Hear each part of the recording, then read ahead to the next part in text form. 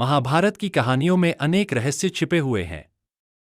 ऐसी ही एक दुर्लभ कहानी है राजा शांतनु और गंगा के विवाह की, जिसमें गंगा ने अपने 7 पुत्रों का वध किया।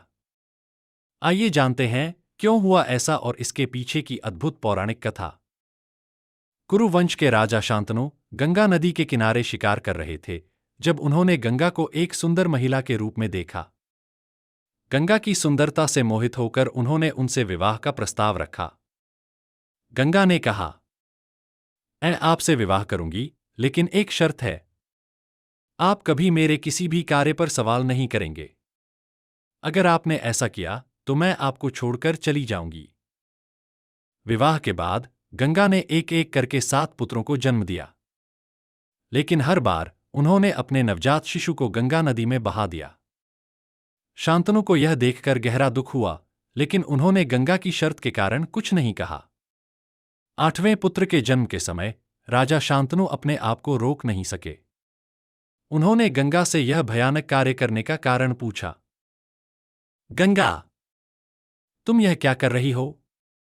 अपने ही बच्चों का वध क्यों कर रही हो? शांतनु के सवाल के साथ ही गंगा ने अपनी शर्त की याद दिलाई और रहस्य को उजागर किया। गंगा ने बताया कि उनके 7 पुत्र वसुओं के अवतार थे। ऋषि वशिष्ठ ने इन्हें श्राप दिया था कि ये धरती पर जन्म लेंगे। वसुओं ने वशिष्ठ का दिव्य कामधेनु गाय चुराई थी, जिसके कारण वशिष्ठ ने उन्हें धरती पर जन्म लेने का श्राप दिया। गंगा ने उन वसुओं से वादा किया था कि वह उन्हें जन्म के तुरंत बाद मोक्ष दिला देंगी। इसीलिए उन्होंने अपने 7 पुत्रों को नदी में बहा दिया। लेकिन 8वां पुत्र देवव्रत, जिसे हम भीष्म पितामह के नाम से जानते हैं, वह मुख्य वसु थे, जिन्हें अपने कर्मों का फल भुगतने के लिए धरती पर लंबे समय तक रहना था। गंगा ने शांतनु से कहा कि वह इस पुत्र की परवरिश करेंगे। गंगा अपने पुत्र भीष्म को राजा शांतनु के हवाले करके चली गईं।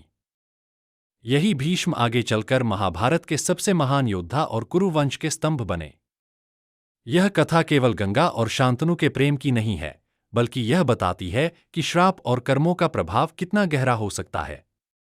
महाभारत के इस अध्याय में वसुओं के मोक्ष और भीष्म के महान जीवन की नींव रखी गई।